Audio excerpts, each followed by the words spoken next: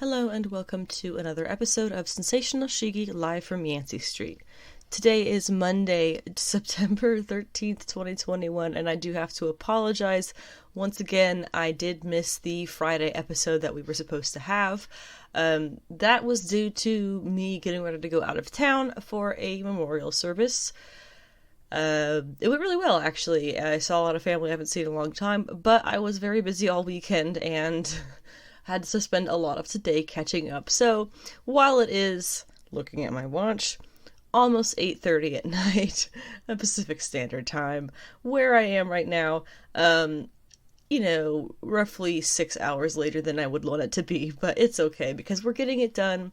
It will not have the Shang-Chi spoiler review in it on this episode. I apologize, because it's just not really going to work out until I see it a second time. I think I want to make sure that I have a really, really good review set up for you guys, and I think the best way for me to do that is to see it a second time, potentially this weekend. So, check back in a week for that spoiler review. I really want to make sure I give it credit and don't just write the, piddly little things that come off the top of my head. I really want to put some thought into it and do some looking into comic counterparts and whatnot, so when it will come, it will be a very good review, because it was a very good movie, and if it wasn't, I wouldn't be going to see it a second time. This episode we can go ahead and call episode 33. I think that works, because the last episode we did a week ago was, we called it 32B, so we'll go ahead and call this episode, we'll call it 33A, assuming that I get a Friday episode done again this week. I've just been very busy with all of my work and things, but you can keep up with my life online if you like to follow me on social media. I do have an Instagram, which is Anna with the Comics, because my name is Anna and I do have lots of comics. My Twitter is Savage She-Geek. I usually put some updates. If there's anything happening with the podcast, I'll put updates on there. Otherwise, it's just regular Twitter stuff. I do have my website also, which is sensationalshegeek.weebly.com, and that is where I had previously written a lot of reviews, discussions, things like that revolving around comics and comics culture. Basically, everything that I do now on the podcast, I used to write, and it's I think a lot more time conscious doing it on the podcast, but I do still have what I call podcast notes, which are basically what I come up with through the week, things to discuss on the podcast to make sure that I don't get too off track with everything. And that is, I make accessible to people on the website if they don't want to listen to me and rather read, or if they are hearing impaired and would like to still keep up with the events and everything that we discuss on the podcast. That is made available to anyone like that. Also on my website, there is a page linking you to absolutely everywhere that you can listen to this podcast, which does include YouTube, where I post action figure review videos, as well as all of the episodes of this podcast in a nice little playlist. The most recent thing that I put on the on the YouTube page that is action figure review videos was the SH Figuarts Beerus, and the next thing that will be going up will be the HasLab Sentinel, which we have the tracking for it, just hasn't shown up yet, so hopefully it's not stuck in transit somewhere, and we'll get that in pretty soon, hopefully this week, fingers crossed. I have been very busy, as I said, because I have this part-time job that I work, which does take up, it's on the high end of hours as far as part-time jobs go, which is great for money and things, but it does take away a lot of the time that I can spend working on this podcast, which is why I've been having a fair amount of episodes that are late or behind schedule, or just not what I originally planned them to be based on the format that I've been doing these podcasts. So if you would like to support the podcast, donate to the podcast financially in that way, you can do that. I have a podcast Patreon, which is on Patreon under Sensational She-Geek. That is where you can do a monthly subscription thing. There is absolutely no requirement to do that. I will never charge anybody to listen to the standard edition of the podcast. But if you do subscribe on the Patreon, I will have little patrons stickers and thank you gifts and things like that I will hopefully be able to send out as soon as possible. I also have a Ko-fi, which is like a little service where you can donate just a few dollars at a time to various creatives in the various industries. The whole idea behind it being give them whatever, $3 to buy a cup of coffee. And whether or not they use that for a cup of coffee or for rent is really up to their discretion. But that's the whole idea behind it. And it is not a subscription, it is a one-time, as you feel like doing it thing. I also have a Redbubble store where I have some slogans and things that I have made into stickers and t-shirts and whatnot. Redbubble takes a design and puts it on whatever product you want, so you can pretty much go through the list and put the designs on anything that you can imagine. On Ko-fi, you can find me under She-Geek, and under the Redbubble store, you can find me under She-Geek Shop. And like I did mention, the Shang-Chi review is probably going to be happening next Monday, once I have seen the movie a second time, to make sure that I give it due credit. In this episode, we're going to actually start things off talking about 2 points of speculation surrounding MCU castings. 2 very exciting things. We'll go into those in a little bit, and then we're going to discuss very quickly, well, this actually won't be very quick, I'll do it as quickly as I can, the comic book pick list for last week's comics, which were things coming out the 7th and 8th of September. So some really good stuff that I have some decent discussions about, and then some things that I really enjoyed, but just have 1 or 2 brief things to cover what happened in the issue. After that, we'll get into the 2 TV shows that we're going to be discussing on this episode, and that is What If Episode 5, which is What If Zombies, which is the Marvel Zombies episode, and then we have Titans Episode 7, which was titled 51%. Once we get through those shows, we have 2 other shows to discuss, but regarding the 2 trailers that have come out recently, and that includes Doom Patrol Season 3 trailer and the Hawkeye trailer, which will be premiering on Disney Plus this November. Last thing we're going to talk about on today's podcast is the comic book pull list for this week's comic books, things coming out September 14th and 15th. It's a good list of things, a fair amount of stuff that I'm really excited for and have been looking forward to for a good while, so stick around to the end to get all of that good comic-y nonsense. I should also add that I am sitting in a very warm room with the window open because it is pretty late at night and it's still pretty warm outside. But trying to keep the fan off because that would be very loud in the background. You may hear some cars driving by as there is a somewhat busy street not too far away from the window. But that's okay. This will not be a regular thing. But a thing that I will want to make regular, if I can remember to do it each time. Last week I put the time signatures, or time stamps, whatever you want to call them, for the different sections of the podcast, going through the TV shows and the news and whatnot, and listing out what time signature you can jump to. Time signature is a music term, I think.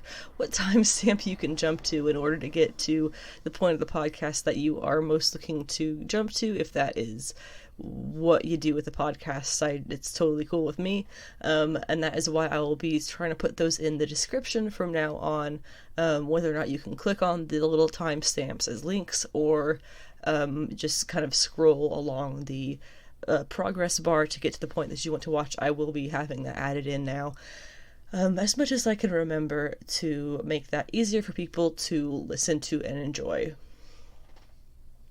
So let's go ahead and start off with the speculation section of the podcast. There are 2 points, as I mentioned before, of speculation involving castings for the MCU. The first of that we'll start with the first one being the shorter one, that I have less to say about, and that is one that has been heavily speculated on for a number of years now, Adam Warlock. There is technically a few ways that they could do Adam Warlock. He does have an evil half, technically, but they're basically clones, so I don't think they would cast 2 actors. But the news is, or rather the speculation is, that apparently Alexander Skarsgård has been screen tested as Adam Warlock, and is one of the 3 actors who have now screen tested and are on the shortlist for potentially playing Adam Warlock in Guardians of the Galaxy Volume 3. A few months ago, there was some news source, I believe it was that one that keeps putting out, honestly, just a bunch of completely false and blatantly made up claims about the MCU and the DCEU. But they had claimed that James Gunn was looking for a, quote, Zac Efron type to play Adam Warlock. And James Gunn had found this on Twitter and got all ragey about it, as he tends to do on Twitter. That's perfectly within his rights as a human. And he said that, if he's a gold person, why would I be looking for a blonde-haired white guy like Zac Efron? And isn't Alexander Skarsgård blonde-haired, blonde-eyed and white? We know what I mean. Blonde-haired and blue-eyed white guy. That's what I'm trying to say. Isn't that pretty much the same thing? And for some reason, looking for any kind of news about the speculation, of which there is not very much, except for the fact that people are really excited that we're going to be seeing Adam Warlock in that movie. It's confirmed at this point. For some reason, people are still really caught up on the Zac Efron thing. If that ends up being what happens, fine. But I don't really see that being the direction that they're going to want to go with this character. That would kind of put a different image in my mind than what I've been kind of picturing their Adam Warlock is going to be. But, I could be completely wrong. If it's going to be Alexander Skarsgård, if it's going to be Zac Efron, either way, I'm sure they can make it work. There's not really anything that they haven't... there's not really been anything that they've completely messed up. I can't really think about that for too long because I'm already starting to prove myself wrong. But we'll just leave it like that and go on to the second bit of MCU speculation that we have to talk to you about today, and that is regarding the character from the comics known as Noh-Varr. He is known as Marvel Boy. I believe he is a child of Mar-Vell, who we know in the MCU was actually a woman who was based off of the Mar-Vell in the comics, as well as the there was a character whose name I can't remember, but Kelly Sue DeConnick created her, or at least killed her off, I guess, when she was an Air Force pilot from, I believe, World War II, and she was a huge inspiration for Carol wanting to be a pilot growing up. And while she does die in the Kelly Sue DeConnick run of Captain Marvel, she is a really, really integral part of Carol's storyline, and I definitely think that in choosing to put Mar-Vell as a woman in the Captain Marvel movie, which of course I do have critiques of, but this was one point I really did enjoy, because they seem to definitely take inspiration from that old woman pilot character from World War II that Carol grew up with, whoever she was, whose name I can't recall, definitely seemed to be a combination of Mar-Vell and her, so that was really cool to see. But anyway, we have the confirmation just this week that Korean actor Park Seo-joon, I'm sure I said that wrong, so I apologize, it was confirmed for being cast in The Marvels, which, if you're out of the loop, is Captain Marvel 2. Before I get going into any of this, I would just like to remind everybody that Captain Marvel 2 has been given a completely fresh set of writers, directors, and creators entirely in there. So I expect it to be completely a 180 from the first movie, at least in certain parts. We are getting Monica Rambeau, we are getting Kamala Khan, we are getting Carol Danvers, and potentially, with the addition of this actor, we could be getting Noh-Varr.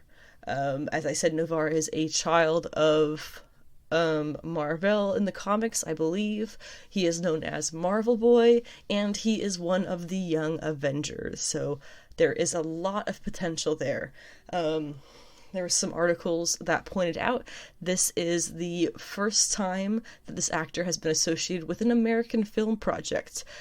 He is really known for K-dramas and South Korean films, and he had apparently a notable, I have not seen Bong Joon-ho's, I'm sorry about that one again, I tried, Parasite, which did win the 2019 Academy Award for Best Pictures, I believe. It was 2019 or 2018, whichever year it was. Apparently he had a memorable cameo in that movie.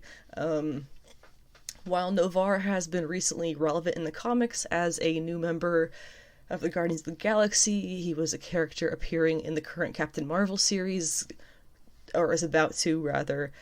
He is going to be getting a reprint of collected stories about him in the fall, and they're redoing the Avengers Forever event of the 90s, which did include his first cameo appearance. So there's a lot of Novar appearing in different places in the comics right now, which traditionally tends to mean that we're going to be seeing them in the MCU. That's obviously not a rule by any means. It tends to be affected one way or the other, where you get a character we haven't seen in the comics in a while, who their MCU iteration pops up and affects them being in the comics again, or you get a character who they pull into the comics in preparation of them being in the MCU, and Bob's your uncle, you get both of them. So, it would make sense that it would be Novar because A, he has been a relevant character in the comics recently, and B, he is relevant to Carol's, I won't say lineage, but history, I think is a way to go there. But personally, regardless of all that, I would like him to play Amadeus Cho. Amadeus Cho is Braun, is the name we know him as currently, but he is, not Hulkling. Hulkling is Wiccan's husband. He is, Totally Awesome Hulk. That's what he went by. Totally Awesome Hulk. That was the name of his series as well. So now he is going by Braun. He has led the Agents of Atlas. I don't know necessarily if he's been a Young Avenger, but he has also been a member of the Champions, I believe, as well. So he's been kind of spread all over, not all over, but sprinkled around the Marvel Comics universe. And as far as the MCU goes, we have already been introduced to his mother. She was the scientist in Avengers Age of Ultron. The actress's name was Claudia Kim. So there is a space here open for Amadeus Cho to be in the Marvel Cinematic Universe. Either way, if he's going to be Novar or if he's going to be Amadeus Cho, a Young Avengers movie is definitely on the way. Whatever they end up calling it, if it's going to be Champions, if it's going to be Young Avengers, if it's going to be something else entirely, we're going to be getting a youthful heroes movie. Well, let's go with that. We've already got Kate Bishop. It's coming up in Hawkeye, which we'll talk about later. We've got Stature, who is Ant-Man's daughter, Cassie Lang. We have Iron Lad, who is I guess you'll say a variant of Kang. You have Patriot, or the potentiality for him. He is the, I believe, grandson of Isaiah Bradley, who experiments with his own stuff and ends up he's not born with powers, but he ends up getting them and becomes Patriot. We also have Shuri, of course. There's lots of talk about her becoming her own version of a hero on a team. A superhero, I guess. We have Kamala Khan as Ms. Marvel. We have Kid Loki, we saw on the Loki show. We have America Chavez coming in Multiverse of Madness. And now this character, whether he's Novar or whether he is Amadeus Cho as Braun. That's more than enough to have a really cool, youthful Avengers team of some kind. So definitely going to be looking forward to that. Moving on to the comic book pick list, I have a good number of things that I'm going to run through quickly here. The first couple of things I'll talk about just a little bit more, starting off with The Me You Love in the Dark, number 2. This has been a fantastic read. There's only going to be a couple of issues. You're not signing on for anything too long. It's by Scotty Young, and I believe the art is by Jorge Corona. It is spooky. It is awesome. It is well timed out with spooky season getting up and running here this fall. Very, very into this. the plot of this issue was basically this artist who is living in this haunted house of some kind, trying to get inspiration for her art again. She is speaking now with this entity, which confirms that it is not a ghost, actually. She gets kind of freaked out, so she tells it to go away, so she can kind of like, I gotta be losing it, and then afterwards she thinks, okay, I must have been dreaming. But as time goes on, she starts seeing signs of it again, and she calls out, and it's still there. This time they kind of begin to bond. She realizes that she kind of liked having them around. At the end of the issue, I think she brings it to bed with her. I think that's what happens. But this is spooky and amazing, and I love it. There's not a ton of dialogue. There's not a ton of rampant explanation of what's going on and what's being felt. There's a lot that's reliant on the art, which I love. It's just spooky and great. I love it. Green Lantern 2021 Annual Number 1.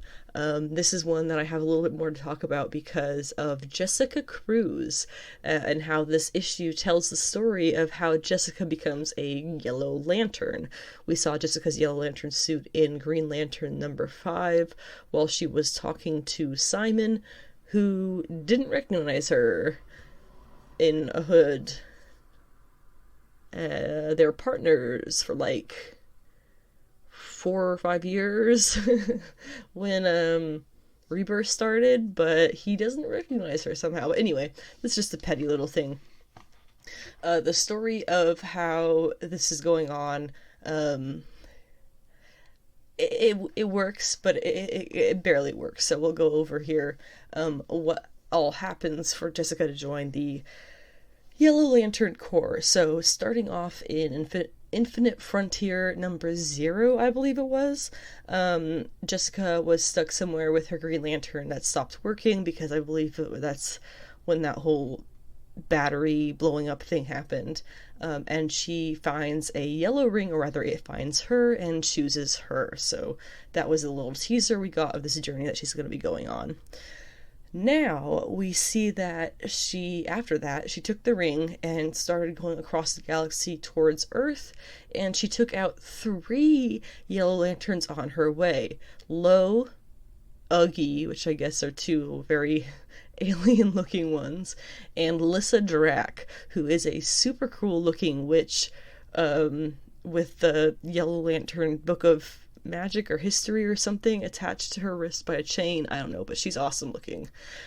She's also had less than 2 dozen appearances apparently, but she is already one of my new favorite lanterns, definitely, alongside the cat one, the Red Lantern cat, and obviously Jessica. So Lissa Drac gets her chance to fight Jessica now again, and in front of Sinestro, and Jessica loses. And Lissa gives the ring back to Sinestro. So Jessica wakes up on a new Korugar, which is the Yellow Lantern planet, I guess, with just the Green Lantern ring that doesn't work anymore, and goes to speak with Sinestro. He gives her the whole spiel about the Yellow Lantern Corps, trying to get her to join the ranks. But the best compromise that the 2 of them can really work out is that Jessica is just going to use the ring to get back to Earth.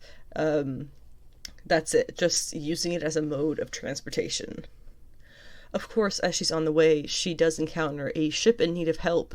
Sinestro is kind of in her ear on this one and gives her some advice on how to help them out, which she does, or so it would seem. And then the art changes at this point for some reason. They switch to another artist, and then Hal Jordan shows up and honestly acts like a total idiot by immediately attacking Jessica, then blowing up on her when he identifies her, and then when she has a great explanation for what's going on, and then winds up saving the day again, he acts like he's this big space boss cop guy letting her off easy. Okay, boomer. And the art switches back to the better artist, in my opinion, as Jessica returns to Sinestro on New Korugar, and he is not surprised to see her again, calling her a natural with the Yellow Lantern ring. Lissa Drac returns and calls Jessica's talent one worth nurturing. initiating their partnership, which I am very intrigued to see how that relationship goes. I was only keeping up with the Green Lantern stuff to keep up with Jessica, which was not really anything until this last issue. So, if it's gonna be, well, she's a Yellow Lantern. Is she gonna be in the Green Lantern book, or is she getting her own book? Not sure. But either way, I'm totally gonna keep up with her journey. It's gonna be awesome. But anyway, as Jessica powers up to head out, she narrates internally on all of the fearfulness of the universe that she feels in every corner of every world. And then she feels herself there standing, as she says, bright like a candle, reminding them that they're not alone in the dark. So that's how the issue ended. It's interesting, for sure, as a fan of Jessica Cruz, her arc, what became the story of her becoming a Green Lantern. I'm a big fan of all that, so this is very interesting.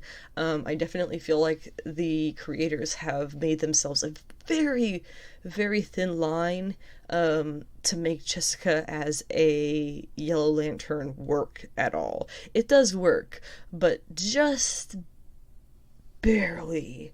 I'm just hoping now that the creators tread on the good side of the line that they've created here, and won't end up disappointing me. Finding out she's going to be a Yellow Lantern anyway was kind of disappointing, but we can work with it if this plot makes sense and doesn't completely screw her over. So far, we're doing pretty good with that. Jessica's cornerstone of her character is her fear. I would say one of the very obvious cornerstones of her character. So, that was why her becoming a Green Lantern was such a great thing, because overcoming the fear, and now in becoming a Yellow Lantern, it looks like, whereas the bad, no, please stop, I don't want this plot line, would be she submits to the fear, or is overcome by the fear.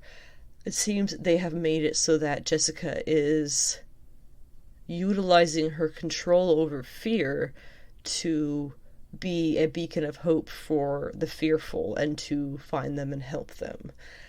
Something like that. It feels like it's missing something and missing a piece somehow. But we'll kind of see how it moves going forward. For the most part, I'm good. I'm good with it. There's also, unrelated to canon DC Comics, there is a young adult graphic novel coming out in, I believe, January. No, I think it's this month, September, called Unearthed, a Jessica Cruz story. And that is going to revolve around her becoming a Green Lantern. It is a YA graphic novel, however, these DC graphic novels for young adults are really for minimum age young adults and up. There is a lot of enjoyment to get out of them no matter what your age is. So if you would like to know about the character of Jessica Cruz, or if you would like to learn about whatever iteration they're going to make of her in that YA graphic novel, definitely check that out when it comes out, I believe, this month. On Batman Catwoman number 7, before I get going into that, it was episode 20A that you can go back on this podcast and find me doing a full breakdown of the Tom King Bat-Cat relationship, as he has made it thus far. So that is the format of discussion of the Bat-Cat series that I'm going to be going off of here. So if you have no idea what I'm talking about, go back to episode 20A and listen to that Bat-Cat discussion to get a little bit of context of what's going on here. On this issue, it is Tom King. However, this week he has Liam Sharp. I say this week, it's this month. He has Liam Sharp on art. I have to say, I really love Liam Sharp's art. I do, but this is not the style of story for it, in my opinion. His style does not say romance to me at all. It's more mystery and gothic terror, which does have their places in the story, but any of the romance stuff just completely fell through for me. The three different plot lines, as usual, we're going to be going through the past, the present, and the future in that order. In the past, remember where we finished things off was Bruce coming back to Selina, tracking her down and admitting that he can't live without her. So now they are getting rumbling in the tumbly. That's not right. They're having a rumble in the hay, which is, by which I mean they have sex. Afterwards, because it's good pillow talk, you know, Bruce talks about how he can tell the Joker has been there recently, and when Selina won't tell him where the Joker is, Bruce says that they should just end their relationship. What a guy thing to do. So she tells him go ahead, and he obviously isn't going to break up with her, especially after everything that just happened, and they end up kissing again. Selina isn't going to tell Batman / Bruce about the Joker, and she won't tell the Joker about him. So it's fair in her mind, is kind of what I'm seeing here. However, later on in the issue, Bruce in the past is on the scene of, I think it's him in the past at least, he's on the scene of a crime as the cops are pulling dead Santa bodies from a chimney who had been stuffed in there all mangled up and tangled up and lovely Joker things. So I believe that is the past plotline, and Batman is going to have some issues with this new rule that Selina has kind of made for their relationship. I don't talk about the Joker, and I don't talk about Batman to the Joker. In the present storyline, where we left things was Selina decided she's going to go help Andrea kill the Joker. So, I don't know why, actually, Bruce wakes up in a bank vault naked with a note from Selina basically saying, haha, good luck. It's a little bit odd, and I can't help but wonder if that is a translation issue between King's writing and how Sharp translates it to art versus how not Mikhail Janin, Clayman, he was doing it before, how Clayman translates Tom King's writing into art. Because actually for a lot of this present storyline, it really didn't feel like the same series. It felt like we took a moment and stepped into a Frank Miller Batman, which in a way makes a lot of sense because, you know, different eras of different Batman was a different type of person in different eras, you could argue, but still, it felt a little bit like a step out of the story, the same story we've been telling this whole time. But anyway, in any case, Bruce wakes in the bank vault, naked, security's on their way. He pulls a needle out of his heel, which I got the chills looking at. It was so gross. He scratches up his forehead with it, spreads blood all over his face. When the guards show up, he fights them, and then he takes them all out, and once they're all done, he dresses up as one of them and gets out of there and goes and talks to the guy who's in charge, saying, oh, we need backup, he's crazy. And, you know, that's how he gets out. So then we get a check-in from Selina, who is half dead and bleeding from her torso. She reports that she and Andrea, as planned, Andrea being the Phantasm, of course, had gone to kill the Joker. Andrea swung her blade up to do the final blow, and then the Joker whispered something to her, causing her to pause long enough for Selina to wonder what's going on and take a step closer, at which point Andrea turns and slices her instead, leaving with the Joker. So, did he say he can bring her son back? I have what you want. I know, what could he possibly say besides that to get her to turn on Selina so quickly? It's what I'm wondering now. And in the future plot line, we have Helena, who is, of course, Batwoman. She reports to Dick Grayson, the new commissioner of Gotham, that her mom, Selina Kyle, did kill the Joker, as she admitted in the last issue, and they all go and send the cops to get her. She has a nice little conversation with Dick as they arrest her, and later in the cave, Helena has a very somber moment speaking with her father's costume. She doesn't understand how her parents ended up together as such different people, and she feels herself to be so much more like her father than her mother, with her sense of justice and right and wrong that she feels like her mother just doesn't have, and she doesn't get how they could have possibly reconciled that gap of morality in their relationship. So she seems to also see this, like, she says something like, I tried. Like, she seems to see this as being, like, a very final moment, for Selina Kyle. Definitely underestimating her mother. There is then a really killer homage from Liam Sharp to Adam Hughes's very infamous Selina Kyle / Catwoman mugshot from, I want to say, the 90s? Or the early 2000s, and then once she is in her cell, just like her husband, she pulls a needle from her heel.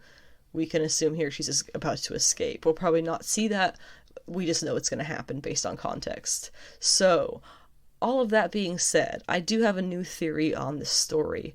And that is that this whole thing is Selina making up for her many times that she was in a position that she could have stopped the Joker, but she chose not to. It was the one thing that she and Bruce had in common. Well, not the one thing, it was just one thing that she and Bruce had in common, giving the Joker more than enough room than he should have ever had to live and to continue existing. And so now she's not just mad about Andrea, which was the one time that she tried to kill him herself, but all of the other times that she didn't try, allowing him to go on to whatever it is that happens in the end. Whatever we see next with Andrea, where she goes off with him, that is the driving force, clearly, because that is what she says to his face as she is killing him. This is for, it haunts me what you did to Andrea. He does something. I have to assume that he's going to trick her into thinking her son's alive or something like that. Because she's not mad about her own damage from the storyline. She clearly got sliced across the center. She's mad about what happens next with Andrea. So that's probably between what happens with Andrea and the horrid history that she is probably looking back on, that she had many opportunities to stop. That is my new theory as to what is going on with this series, why Selina is doing what she's doing. I'm going to go through the next 5 really, really quickly. It's about 1 sentence per. For Extreme Carnage, Toxin number 1. Toxin joins Anti-Venom and Silence, who is the former Scream, bonded with the Anti-Venom symbiote. Joins Anti-Venom and Silence against Carnage and company. Up next and last is going to be Agony, although it is hard to tell which side her allegiances will land. Obviously hoping it to be on it with Andy and her team. Daredevil number 34 ended notably with Elektra Daredevil and Typhoid Mary Daredevil teaming up to go against Bullseye. They both have beef with him now, and this is going to be a cool fight to watch. Not All Robots number 2. The robot and the human revolutions against one another are kicking off on the same night, and I don't see how that could go wrong at all. Sensational Wonder Woman number 7. It was a cute story with a new villainess. I doubt we'll see her much again, but it was really sweet. Defenders number 2 was pretty decent. Galactus' mom is a fun addition, and I like most of the characters in the series, but I don't know if I'm going to keep it up. We'll see. And the last thing I want to discuss in this week's comic book pick list discussion is hashtag Poison Ivy Watch. It's the thing that I'm going to start doing now. Each week I'm going to talk about any developments we have with Poison Ivy's story, because she doesn't have her own anything. She's just popping up in everybody else's stuff. So we're doing hashtag Poison Ivy Watch for the first week of hashtag Poison Ivy Watch. In Batman number 112, they confirm that Ivy is in a position to tear down Gotham if she is threatened or bored, either way, and has been approached by the combination of Harley Quinn and the Gardener, 2 of her exes potentially girlfriend and exes, to try and connect with her. They will be bringing back the missing pieces of Ivy, who is off with Catwoman in Alleytown. The group just needs to connect their stories, figure it all out, and to make Ivy whole again, which I do hope that they do. I don't think it would be good or fun to have a simple-minded and catatonic evil Ivy. It just doesn't really make sense. So I assume that they'll be making one full Ivy again, and she'll be able to find her center. Moving on now, we're going to go into our TV show episodes discussions of the week, and that is, of course, What If Episode 5 and Titans Episode 7. What If Episode 5 premiered on Wednesday, the 8th of September, and it was called What If Zombies. This is the Marvel Zombies episode that we are all really excited about, and it had some really cool stuff. While a few of the other episodes were kind of centered around one MCU movie, maybe two, this one, in my opinion, follows events and you need to have background. Ooh, I have an alarm. Sorry. You need to have background from Avengers Infinity War, Captain America Civil War, Spider-Man Homecoming, Black Panther, Ant-Man as well as Ant-Man and the Wasp, and I would also say WandaVision. I saw online people discussing it and they didn't name all of these things. However, I think if you're going to a complete round understanding of everything happening in this, those would be the things to watch. And I would actually not be against I honestly would add that now, thinking about it even more.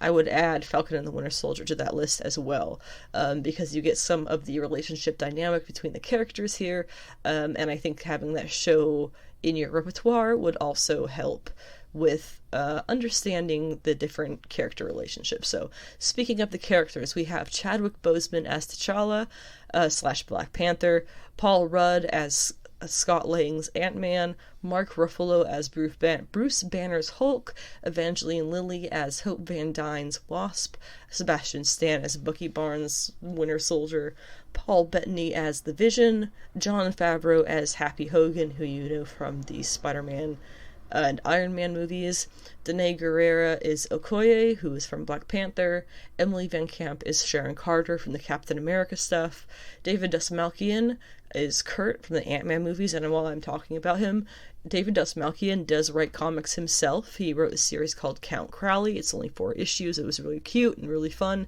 It's kind of a camp horror story, and it is coming out with a sequel, I think, in early 2022, late 2021. We also have Tom Von Lawler as Ebony Maw, who we see from Infinity War and Endgame. We did not have Tom Holland as Peter Parker Peter Parker's Spider-Man. Instead, we had actor Hudson Thames filling in, who is apparently known from Mad Men, which was a while ago, so I feel like that could get updated. What happens, how it happens, how the zombies happen, is dear old Hank Pym, of course, which is how it kind of happens for some of the stories of Marvel Zombies in the comics. In this version, dear old Hank Pym goes to the quantum realm to find his good old wife, Janet, who was infected by the virus in the quantum realm, and he doesn't realize what's going on as he approaches her, and ends up sending his zombie body back to Hope, who only survives by shrinking. And I'm pretty sure right off the bat there, they kill Paul Rudd's Ant-Man, so it was pretty funny.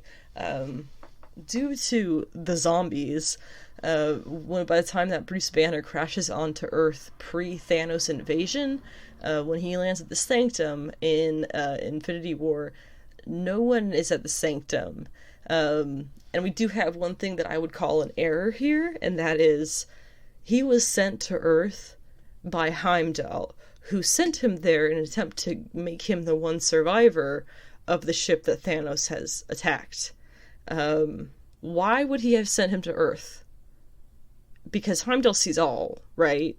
That's how he knew to send him to Earth in the first place, was because he knew that Doctor Strange would be able to help him. So why did he send him to Earth with the zombies? That's my one critique, that I've come up with, at least. So if you have others, let me know. But moving beyond that, Bruce eventually, of course, leaves the Sanctum, where he encounters the Black Order in the streets of New York, just like in the movie, the Hulk won't come out. And they are about to take Banner out when the magic circles open, the Doctor Strange stuff, and Iron Man, Doctor Strange, and Wong all come through to fight the Black Order, which Bruce is really happy about until he realizes that they are actually eating their victims, which is a hilarious moment. And then they come for Bruce, of course, and he is saved by Hope Van Dyne, the Wasp, and her ants of various sizes. And one thing actually I won't have to add here, what I kind of found to be craziest about this episode was that all of the zombies, and we see this for as soon as we see Iron Man, Doctor Strange, and Wong, all of the zombies seem to have kept their knowledge of their powers and tools and ability to use their weaponry and powers. So it's like there's the zombie movies, the different levels of zombies, right? You get the ones that you get the crawlers, and the ones that just bumble along, and then you get the ones there was the Brad Pitt movie based off the book where it was they could run and they were really fast, and in the Philip Kennedy Johnson, actually, in his really, really good Marvel Zombies Resurrection series, which I think was only 4 or 5 issues, so it's not too much to catch up on. I recommend it. That was the most recent iteration of the Marvel Zombies stuff. It was really great. I loved it. It did feel like a lot of, like, Marvel pulled a lot of inspiration from his brand of zombies to put into the episode, because his zombies, they had like a leader and they had partial intelligence. Some of them had more than partial intelligence. So it feels like they kind of pulled from that to put into this Marvel Zombies episode. And so that's maybe where they got the idea to make them all very lethal, in addition to being zombies. At this point, we learn that Captain America, Black Widow, Hawkeye, and Iron Man, as well as Black Panther, had set out on what was very, very obviously a very, very bad plan, only to obviously disappear under a pile of hungry zombies. That clearly didn't work out, and things kind of just go downhill in the world as far as zombies go from there. So Banner, being saved by Hope Van Dyne, is rescued and taken to the human hideout. Unsure if it's the last one in the world or what, but it is a human hideout. And the people inside include Bucky Barnes, Okoye, and Sharon Carter. They tell him that they have been tracking a signal from Camp Lay, which is from the Captain America movies mostly, and the signal claims to provide a solution to the zombie problem. So obviously they're not just going to let that slide, they're going to go check that one out. Before they head out, though, they bring Happy Hogan and Kurt from Ant-Man along with them. It is honestly a very fun miscellaneous grouping of MCU characters. Unfortunately, Happy, who does say blam every time he shoots his gun, he dies almost immediately. His zombie says blam too, which is pretty funny. Then on the train later on, Captain America shows up and he and Bucky have to fight it out until Bucky uses the shield to cut him in half and drop him down a ravine. And then at last, Hope finally ends up having to sacrifice herself by turning herself huge to carry the rest of them over a field of zombies to their destination. And finally, when they get there, she collapses. And they kind of assume that she's dead. They should have had her shrink down first. It's going to be a problem later. And they go inside the building that at Camp Lay that the signal's coming from, and they find Vision. It was him sending out the signal. He has been experimenting with the Mind Stone and its effect on the zombies. And to prove it, he has Ant-Man's head in a jar, alive and well, functioning talking head in a jar, just like Futurama. There's a lot of sciencey stuff pointing out that would not... I mean, he doesn't have lungs. He doesn't have... Wait, it's Futurama. Moving on. So it's all fine and dandy, but then it turns out that the Vision has been keeping an infected Wanda, the Scarlet Witch, in the basement of this place, and he had kidnapped T'Challa and was slowly feeding parts of him to her to keep her satiated. And of course, this is the day that she breaks out. Fully powered and, as Vision calmly states, very hungry. As the heroes try to fight Wanda, Vision's guilt sets in and he rips the Mind Stone out of his own head, just like Thanos does in Infinity War, and it kills him. The zombie Wanda gets really upset like a puppy dog and grieves over her master before getting knocked out herself. By knocked out, I mean destroyed. And at this point, the rest of the zombies charge because it was the Mind Stone energy that was keeping them back, and now that's gone, and here we go. So it ends up being Peter, T'Challa, and the head of Ant-Man. They manage to get on a plane and fly out while Banner is finally able to Hulk out below to try and hold back the Horde. They even barely escape newly zombified Hope, still in large format, and their plan now is to go to Wakanda, because Wakanda is supposed to be an impenetrable fortress where they can work on to find the cure, right? Very funny. The last frame that we get from the show is showing us that Wakanda has already been taken over by Thanos. Thanos with the Infinity Gauntlet, Thanos with all the stones in the Infinity Gauntlet, and he's a zombie. So, I want a sequel to this episode already. It was really, really fun. There were more than a ton of little Easter egg moments hidden around for regular viewers and familiar fans to pick up on. So make sure you watch it again to make sure you can catch all of that. There has been something that's been noted up on the internet quite a bit, is that when Peter briefly has Doctor Strange's cape on in this episode of What If, it does look uncannily like What If issue 19, which was what if Peter Parker became an entertainer instead of a superhero. And it's basically him in his spider suit with a magician's cape, which is basically what Strange has. So the cape of levitation, which was good to see it as kind of its own character again. That's not the first time that we've seen it kind of as its own character in just this What If series, so that's really cool, and I kind of hope to see that keep going. The next episode of What If is going to be coming this Wednesday, the 15th, on Disney+, and it is going to be the episode involving Killmonger saving Tony Stark's life in the Middle East before he becomes Iron Man. I guess he doesn't end up becoming Iron Man, and instead Killmonger becomes his close friend. Based on the little trailer, which you can find online, it would seem that there is potentially going to be a war with Wakanda. Stark versus Wakanda? I don't know. But it does not look like T'Challa is in the episode, so we'll just have to wait and see what happens. On HBO Max this week, on this past Thursday, we had Titans Episode 7, as Season 3, Episode 7.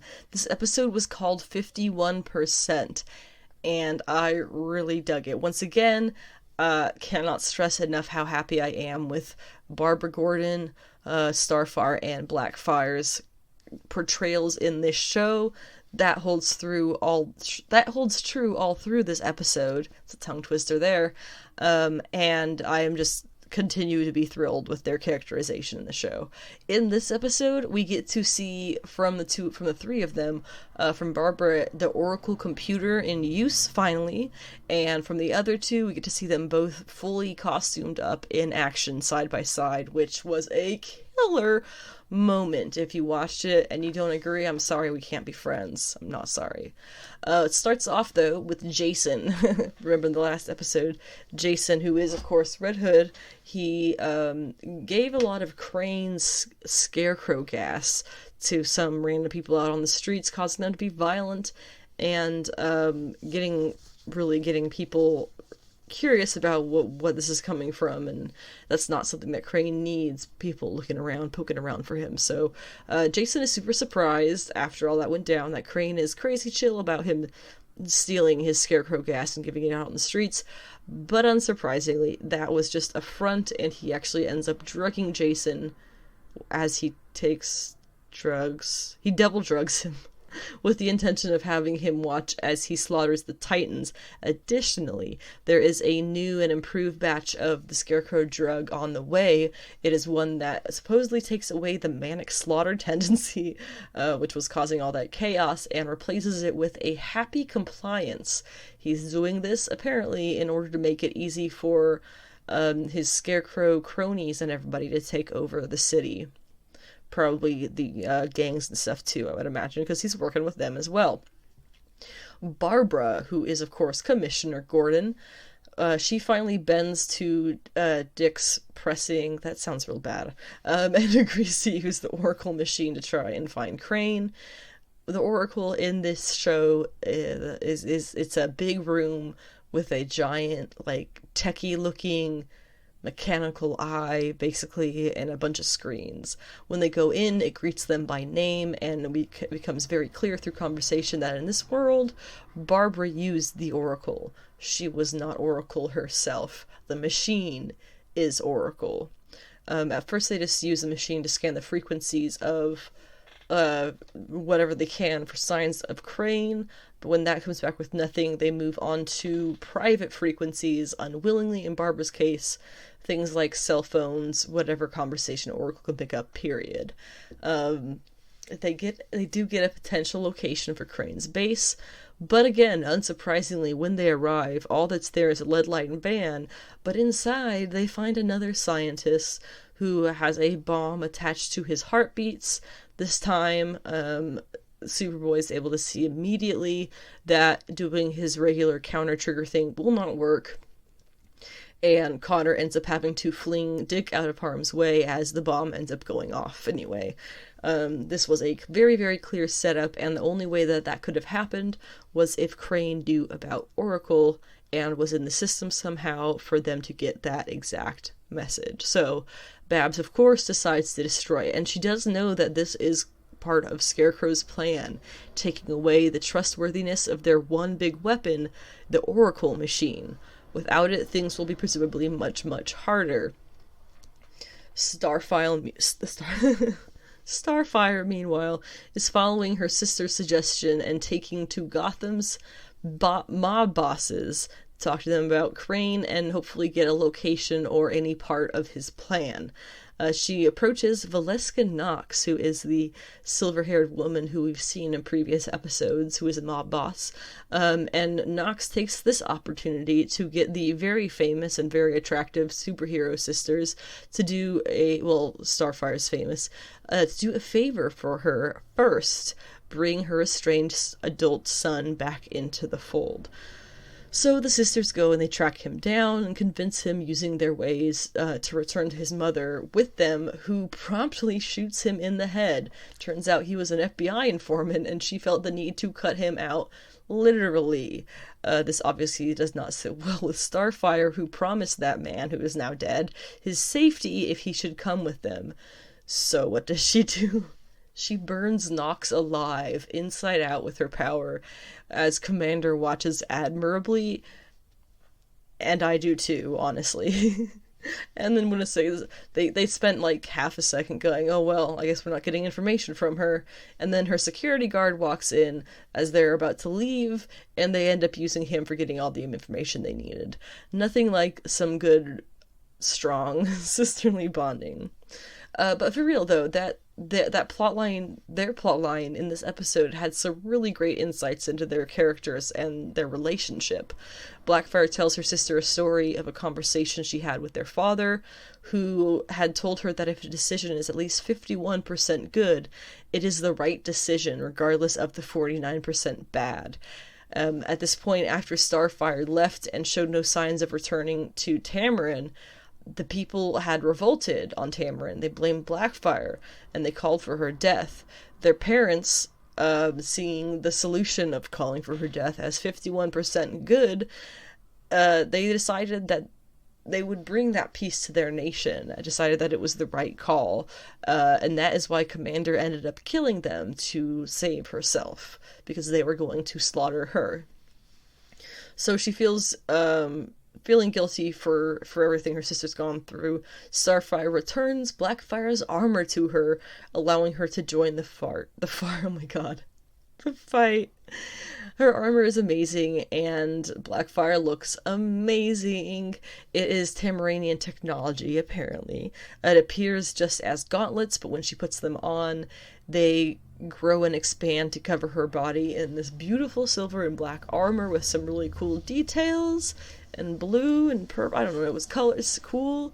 It looks like a modern suit of armor, like a knight would wear, but light and modern, you know. It's really awesome.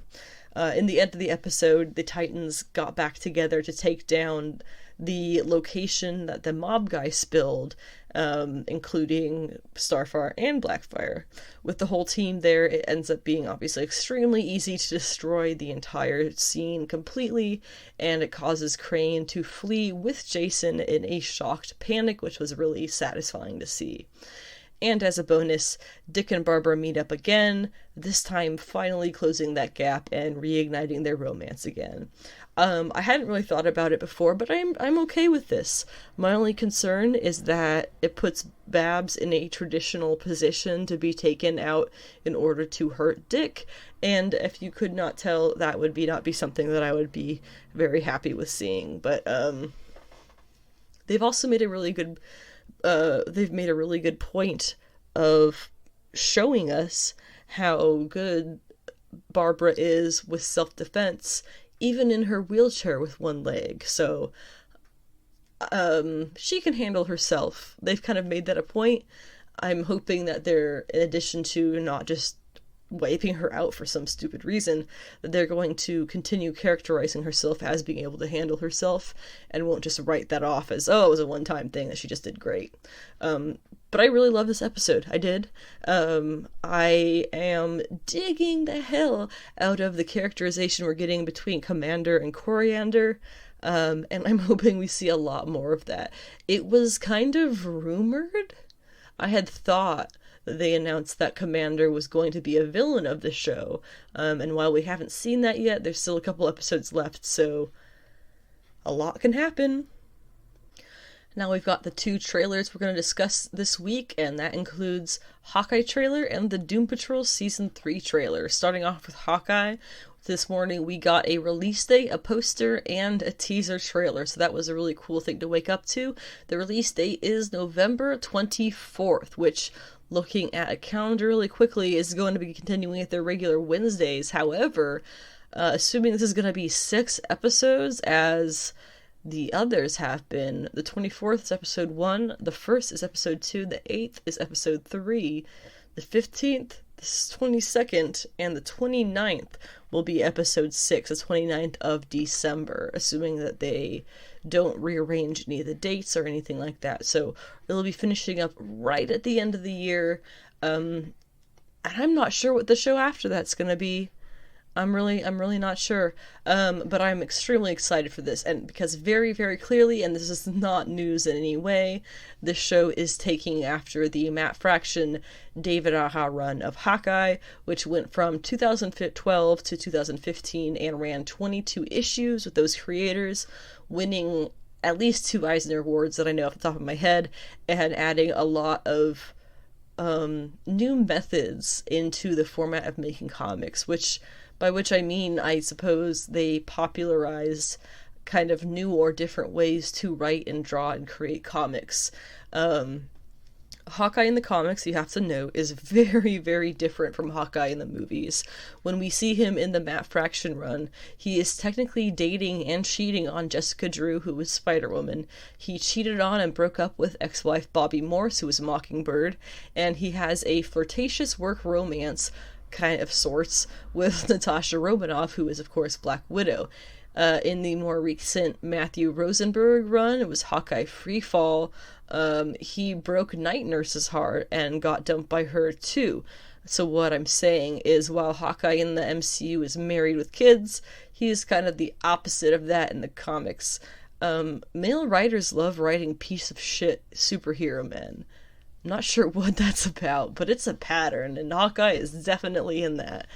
The Fraction Aja run followed Hawkeye as he buys his whole apartment building in New York in order to keep the tenants who he is very friendly with, he's basically family with, from having to find new places to live due to not being able to afford it. The issue that he runs into is that the Russian mafia / mob, they wanted the money from that building's rent or whatever, so they try and force him out of the neighborhood. They're known from the comic as wearing tracksuits, tracksuit mafia, Russian kind of thing, I guess. And the villains in the show are going to be, I think, Ukrainian tracksuit mafia guys. That's fun. Kate Bishop is already an established character as a heroic archer when the Fraction Naha series starts. She was sort of meant to be Clint's protege in the series. At least that from her perspective was meant to be his protege, but really ends up saving him from disaster more often than not, and coming to his aid at the last second more often than not. Lucky is a dog that Clint saves early on in the Fraction series. It bonds gratefully with both the Hawkeyes, and the two Eisners that I can recall off the top of my head this series one were for a single issue, as issue 11, specifically told from Lucky's point of view. It's hard to kind of describe it, but it's beautiful. There's a great reason that it won, that single issue won 2 Eisners on its own. The Fraction series was also the series that brought back the discussion of Clint's deafness and that he wears a hearing aid. There was actually another issue that was primarily told from the perspective of Clint San's hearing aid, which was really neat to see as well. There have been a couple of people who keep pointing out that Clint appears to be wearing a hearing aid in certain points of the trailer. So we'll see. We know Lucky's going to be in it. We know Kate's going to be in it. We'll see how much they kind of make that an actual topic versus just kind of having it there. See how much they confirm that that's what that is. There is a character who is being added to the story, and that is Maya Lopez. Superhero name Echo. She's being played by a deaf Indigenous American who is Alakwa Cox, sorry. I did not read that right. In the comics, she ran as Ronin for a while after Clint had already borne the name, and that's, pretty obviously how they're bringing her into the plot for this show. Her father was also killed by Kingpin in a mob dispute in the comics, so that is likely another reason for her, if not the reason for her picking up the bow as Ronin and terrorizing mobsters under that mask. I also have to add here, the trailer has definitely set up the shots of the show in a way to try and confuse people, maybe to try and keep non-comic readers from guessing that it is Maya Lopez who is Ronin, leading them to assume that it's Kate, because this thinking back on it now, the trailer is cut where you see the new Ronin and they're discussed on TV.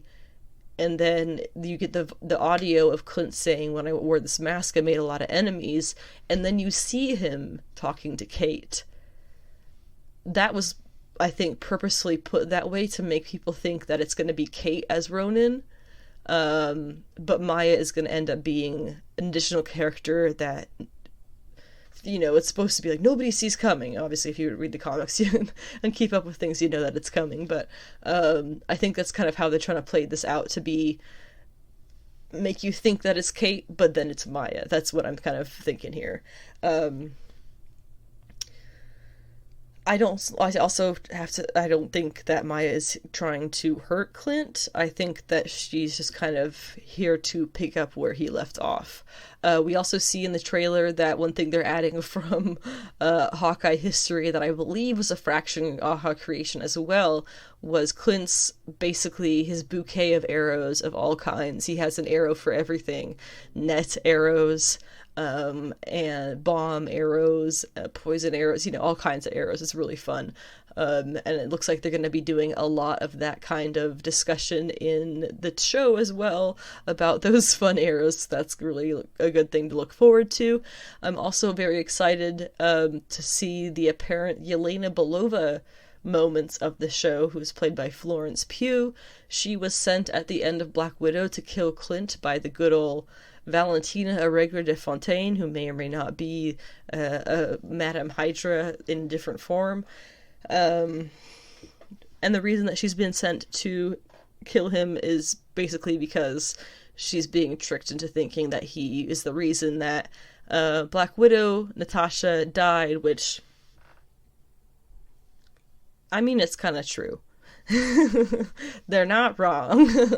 So that'll be another interesting dynamic that we're going to see play out to some extent in the show. I'm not sure what extent, but it will appear at some point. Other than that, the trailer shows the movie takes place over Christmas when Clint is supposed to be doing one last superhero job or something before the first holiday back with his family post Snap. So that gives you some idea about when this takes place. Whatever the reasons are for the tracksuit mafia trying to stop him, it's more than likely involved, that's my theory, more than likely involved with the tumultuous nature of all of the Snapped people returning. Just like we saw in Falcon and the Winter Soldier, it's causing a lot of problems on the, lower levels on the ground. So potentially his dealings with the tracksuit mafia will be involved with that whole concept. The only other character I think who's worth mentioning here is that Kate Bishop's mother, Eleanor Bishop, will be appearing in the series, played by Vera Farmiga. What's interesting about that is that she doesn't actually appear in the series. That most of the inspiration for the show is being taken from that Fraction Aha run. She did not come into play until later on in, I believe, the second Hawkeye series that included her. And so that kind of makes me think that she is being put in as a character who will continue forward with Kate's the story in the MCU, while Clint will probably remain behind. I definitely think that we're not going to see as much Clint, if any, in the MCU after this show. But I mean, that all remains to be seen. In any case, I'm excited for it. This looks really fun. It looks hella campy. Don't get me wrong. It looks campy as hell, but it's going to be fun. So there's no denying that. Now, Doom Patrol Season 3.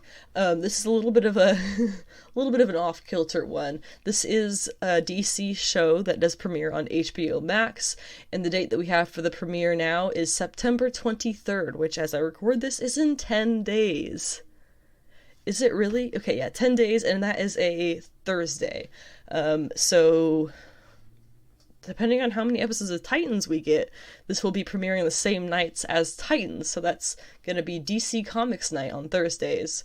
The cast of this show, if you are unfamiliar or if you've just forgotten, we have Brendan Fraser as Robot Man, Matt Bomer as Negative Man, April Bowlby as Elasti-Woman, Jovian Wade as Cyborg, Diane Guerrero as Crazy Jane, and Timothy Dalton as the Chief. This season we're getting the addition of Michelle Rodriguez, who you may know as Madame Satan from the Sabrina show, or as Missy from Doctor Who.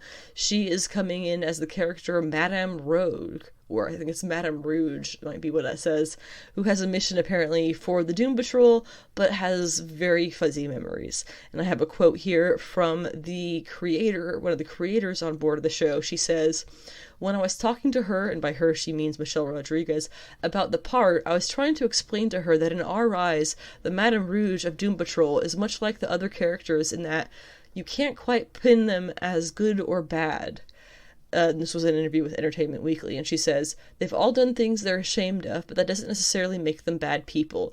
This wrestling with the am I good or bad reality is really at the heart of Michelle's character arc this season, and she rings more out of a line in terms of finding comedy or pathos than just about anybody. I think what she brings to the show is just thrilling."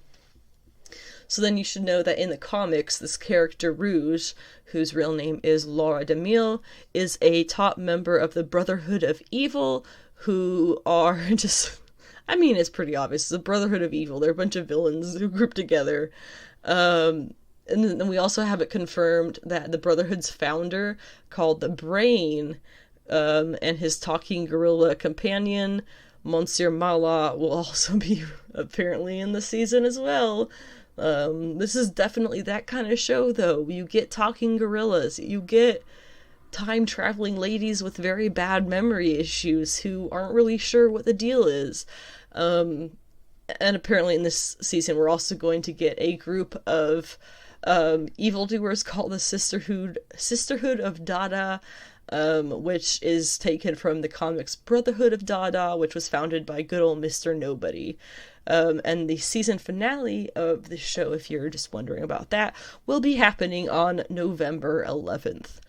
I haven't read too much Doom Patrol comics myself. I'm familiar with the characters through various means: Cyborg, Crazy Jane, Robot Man. They've appeared in the comics through the years for some of them a very, very long time. If you are someone who would like to read Doom Patrol, I have heard that the Grant Morrison run is probably the way to go. Morrison excels at writing really kooky things, and if you've seen any of this show or read any Doom Patrol comics, you will understand that it's kooky. Kooky is the word. Last item on the agenda today is the comic book pull list for this week, things coming out for DC Comics on Tuesday the 14th and for everything else on Wednesday the 15th. I have these all ordered in by number, so number 1's down to number 24 for Marauders is what I have here. So starting off with Ma number 1. This is an indie comic by Jude Ellison, S. Doyle, and A.L. Kaplan. I do have for the majority of these, I do have the solicitations. So I will go ahead and read those. This says, "What happens when one woman becomes the real monster society has always made her out to be? Dragged by her sister Wendy to a feminist retreat on the remote island of Angitia, Marion Angela Weber hopes to gain some perspective and empowerment that isn't at the bottom of a bottle, but everything is horribly derailed after an assault on their first night there. The violent encounter awakens something in Marion she never imagined, triggering warped mutations in her body and awakening a hunger she can't bring herself to name. When the townsfolk react to suspicion and violence, what unforgivable act will transform Marion into the very monster they've made her out to be? A provocative 5-issue horror series." So what this really sounds to me is that it is some kind of, it's a flip on the whole Me Too thing, right? Where a lot of the women who come out and, anyone who is seen, just as an example, come out against some guy in Hollywood who's really popular, and say that, well, I've had these experiences that are really terrible with him. You do get a lot of time, not really witch hunts, but where they kind of spin around and attack the accusing women because, how dare you call my fave problematic? So this is taking that and turning it into kind of an extreme horror story where all of the suspicion and terror that she feels and that she's felt towards her becomes physical. So I'm very interested in how this is going to be. And it's only going to be 5 issues, so it won't be too much to keep up with. We have Titans United number 1 is going to be by Kevin Scott and with art by Jose Luis Garcia Lopez and inks by Jonas Trinidad. This is an interesting series for me because it brings back together Nightwing, Donna Troy, Supergirl, Superboy, who is of course Connor Kent, Starfire, Raven, Beast Boy, and Red Hood. Brings them all back together. It's going to be, I think, 5 issues. And I don't know. I have no idea what it's about. Except for the fact that it's bringing the Titans back together, and possibly the Titans TV show being a lot of fun has some influence on that, but I'm very excited for it. Eternals Thanos Rises number 1 is again by Kieran Gillen with art this time by Dustin Weaver. We're going to have another Eternals, the Eternals series is going to continue with Kieran Gillen and Asad Ribic later this fall. Meanwhile, this is a one-shot that we're going to get to fill in some information in the meanwhile. What we have here says, Eternals are created, not born. They have families, but their families make no new children. It's simply not what Eternals do. Some of them thought they could find a way to change that and believed it would be for the best. They were terribly, terribly wrong.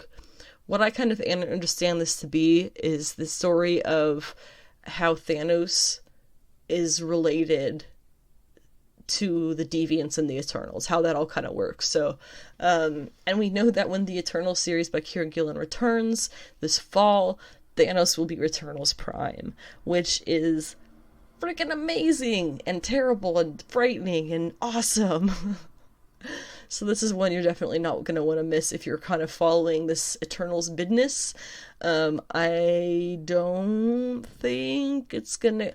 It may connect a little bit to the movies. We'll kind of have to wait and get some more trailers for the movies before I know how much of this Kieran Gillen Eternals run is connected at all to the MCU Eternals.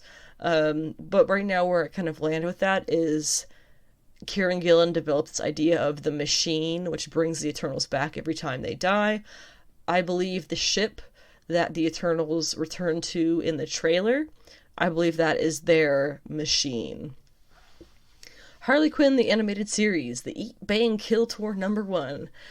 That was quite a mouthful of a title, but that kind of goes along with the animated series titles, just like Batman the Animated Series Season 2. It's good. The animated series continues, I think. Adventures Continue season... I don't know. It's something crazy like that. This, of course, is not based on the Batman animated series. This is based off the Harley Quinn animated series, which was on DC Universe and then HBO Max, and will be premiering again on HBO Max when it comes out, I believe, early 2022 with the 3rd series. I love that dang show. I honestly think if you're an adult who reads comics and who watches it and doesn't like it, you probably need to see a therapist about the ingrained patriarchal and sexist ideals, and probably homophobic ideals too. I'm not trying to offend you, I just think that you have some ingrained stuff you need to work through, because this show is fucking hilarious. And I'm obviously going to be reading the comic, which has been premiering digitally first, but I don't do that, so we're reading it print. The comic is by T. Franklin and Max Sarin, and what it says about the first issue here is, Harley and Ivy on the road trip of the century. Following the wedding disaster of the decade, Harley Quinn and Poison Ivy end up on the run from Commissioner Gordon and the GCPD. But as fun as all that sounds, Ivy still worries over leaving Kite Man at the altar. Luckily, Harley's got the perfect scheme to shake her out of her wedding day blues. I mean, you get Kite Man. You get, depressed alcoholic Commissioner Gordon, who's shitty at his job. You get, Batgirl, who's just awesome. You get Batman, who's, I honestly don't remember, he like disappeared, I think, and I'm not sure if he ever came back. You get King Shark, but like way cooler than he's ever been done, and yes, I am including the Suicide Squad version. It's just really cool. I love this show, and I'm excited to see what the series is gonna do with a comic series. Extreme Carnage Agony #1 is part 7 of 8 of the Extreme Carnage mini event, whatever it is, and it is the last of the Life Foundation symbiote one-shots. This one is going to be written by Alyssa Wong with art by Fran Galen. Agony did appear in the previous issue, just to kind of show us that she is aware of what's going on, but does not want to be involved. So like I said, kind of discussing the Toxin one earlier, I do hope she winds up on the side of Andy Benton and Silence and Anti-Venom, but it's unsure at this point. I don't think they're going to kill off any of the Life Foundation symbiotes permanently here, just kind of evolve them if they do, the way that they did with Scream. But in any case, this is probably going to be a really fun issue. It just says, enter Agony. As the odds and symbiotes stack against our heroes, is there any way they can win against Carnage? Probably just getting the gang together as much as they can, which will probably include Agony. Vampyverse #1 comes out this week. If you're going to be getting any covers from this series, get the Hetrick covers. Megan Hetrick. Trust me, you will not regret it. what it says here on the solicitation. From the writers of Vengeance of Vampirella and the Vampirella Valentine's Day Special 2021 comes a mind-splitting event, a different Vampirella for every thread, for every kind of story across the fabric of space and time. A Vampirella of every conceivable notion, born to protect her particular reality. But now someone is killing them and stealing away their precious life energies and growing in power. It is up to the Vampirella of one of these realities to gather some of her special sisters to stop this growing threat and keep it from destroying the creator of all things, the artist, and preventing the unraveling of all reality. That would be really funny if they mean the artist like the artist Daniel Main, who is doing the art for this. That would be really cool. The writer is Tom Sniegoski. This sounds really, really awesome. Very similar in the vein of Sonya Versal, so I will definitely be picking this up, and picking up the Megan Hetrick cover specifically. I Am Batman #1 kicks off officially this week by John Ridley and Olivier Coipel. This is the story of Jace Fox Batman. So, in the throes of future state, the streets of Gotham cry for justice, and Jace Fox answers the call. With a new and improved bat suit, Jace hits the streets to inspire and protect, as he follows the trail of the voice of misinformation and violence, and the anarchist anti-Oracle. Can the new Dark Knight counterbalance their plan to inspire armed rebellion in the citizens of Gotham? Can one man inspire a city? There was also, in the Fear State kickoff issue, there was a good bit where the narration was saying, who could possibly save Gotham? And the art was Jace turning to put on the batsuit. So obviously he's going to be a really integral character in finishing up that storyline. Porcelain #2 by Maria LeVay. It's of 4 or 5 issues, I'm not really sure.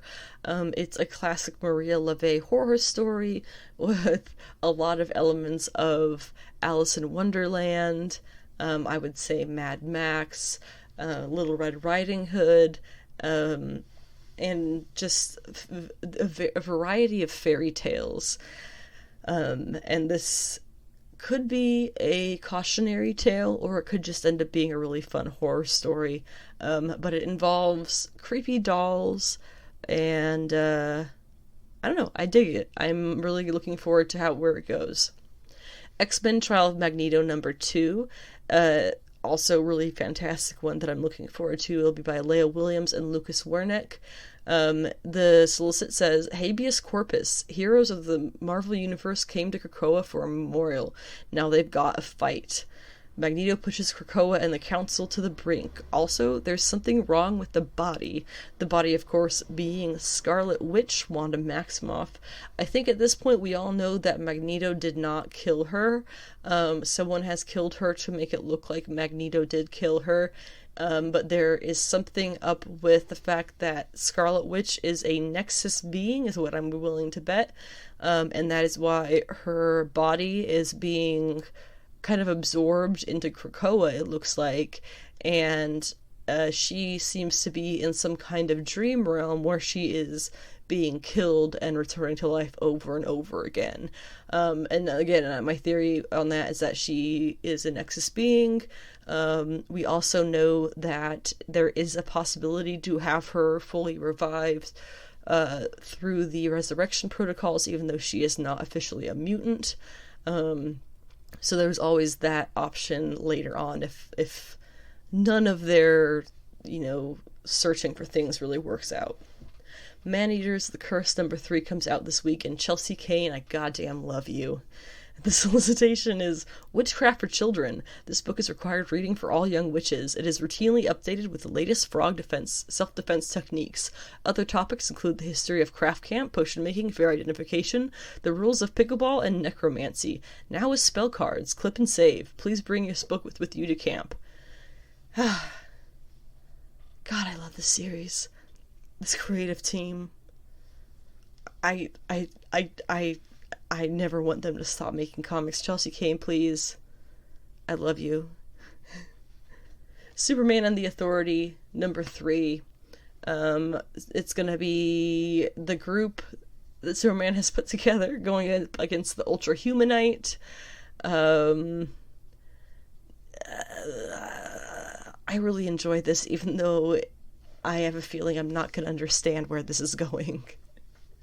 I don't care, I like it. Grant Morrison is doing a hell of a job writing a gay comic, and Mikhail Janin is doing just as good writing it, so, you got me there. You can't go wrong. I'm just digging it, and it's only a 4, so we're almost already done with it, but it's so fun, and it's Grant Morrison's last work at DC, so you don't want to miss out.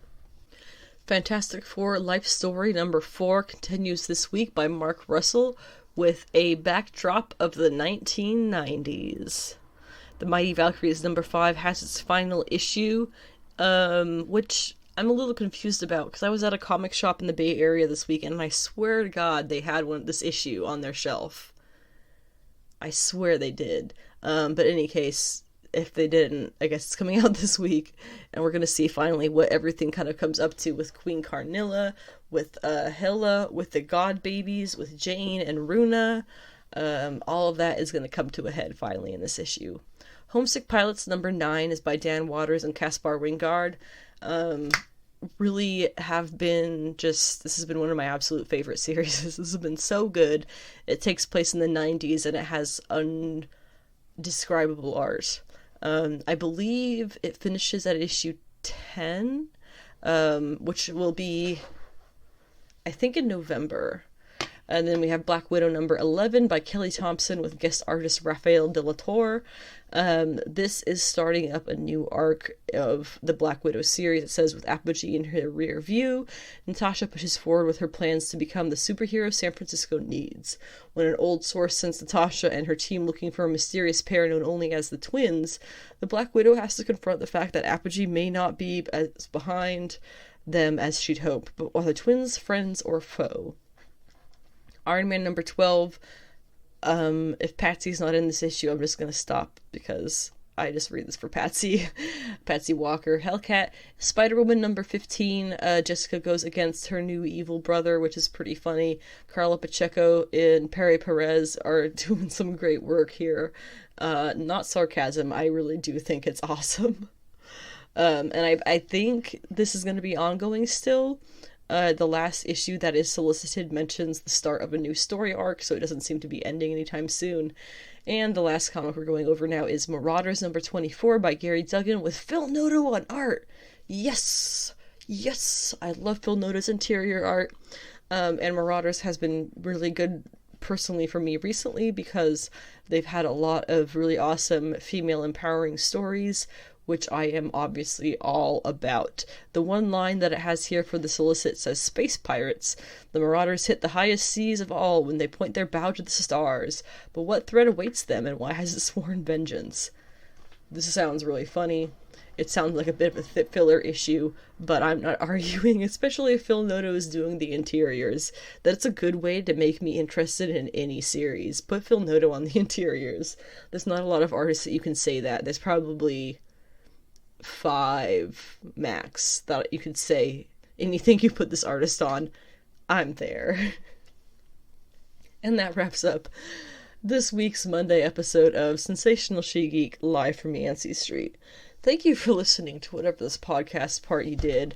It's about 10 o'clock here and I'm quite tired, so I'm gonna go take a shower and hit the sack, which is apparently how people in America say go to bed. Do people say that elsewhere? Probably not.